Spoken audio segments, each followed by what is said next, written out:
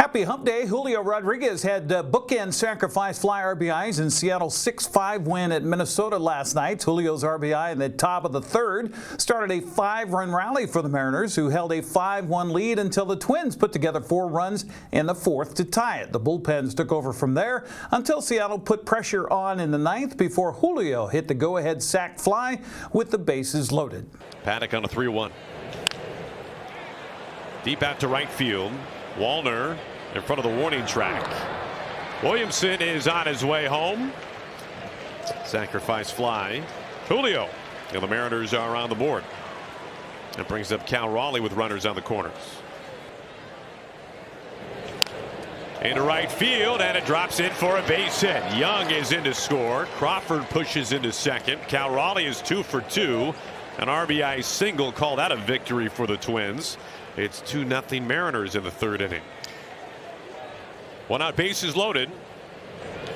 This is cracked on a line to the gap in right center field. Cal Raleigh is in. Arozarena waved home. He sprints to the plate and scores standing. Donovan Solano pushes 2 more runs across for the Mariners. And tonight's third inning is beginning to feel a lot like last night's third inning. And that hit him. And the catcher looks like it's a bases loaded hit batter. An RBI with a bruise for Luke Raley. And the Mariners tack on a run. Clemens back spinning this ball deep to right. Back it goes at the wall, and that is gone. So Cody Clemens, there's his start, his 8th home run. And this is now a 5-1 game. 0-1 count to the Twins switch hitting. Third baseman, and he'll poke this one into left field. That's a base hit. Larnach rounding third. He will score. And because of the extra 90 feet, the Twins have their second run. Brooks Lee's 29th RBI. It's 5-2. Lost his bat to the right side. 2nd for 1. The return throw from Crawford is a double play. So Lee scores, but the Mariners turn 2. So Correa down to third. It's 5-3, but 2 away. Jeffers waits for the 1-0 from Castillo. A swing and a drive into left field. This one back towards the wall, and that is down and off the bottom of the wall. This game is tied. Correa's in. Here comes Clemens. Ryan Jeffers. A 2-out, 2-run double. And it's 5-5 here at Target Field.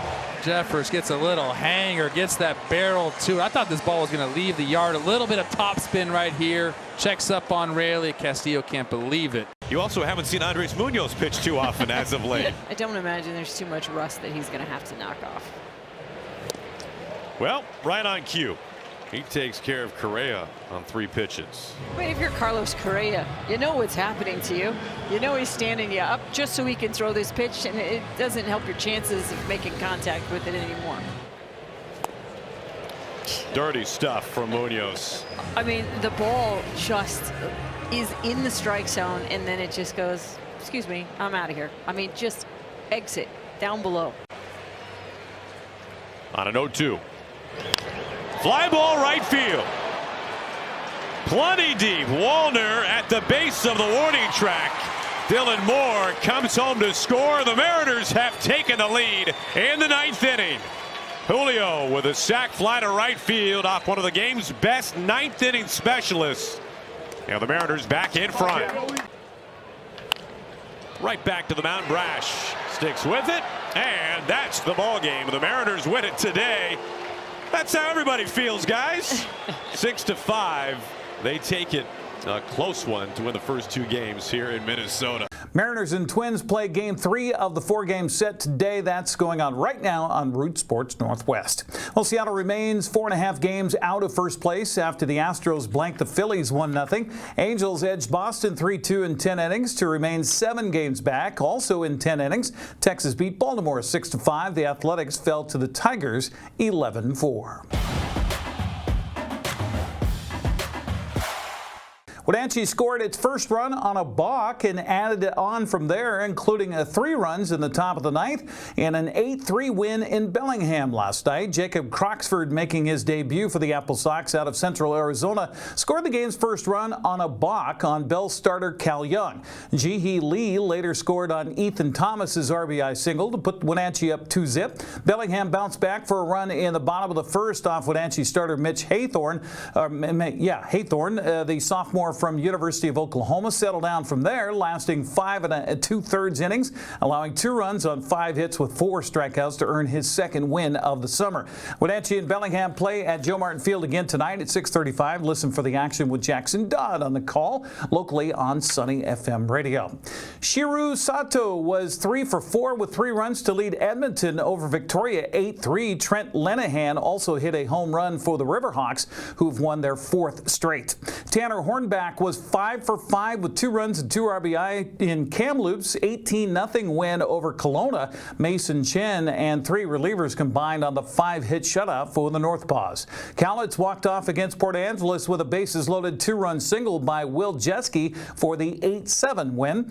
Gunnar Giles' 2-run home run in the bottom of the 6th broke a 3-3 tie, helping Walla Walla hand Portland its second loss of the summer, 7-3. Corvallis scored 16 runs on 16 hits in a 16-5 win at Yakima Valley. Aiden Hazen led the way for the Knights, going 3 for 4 with a run and 4 RBI.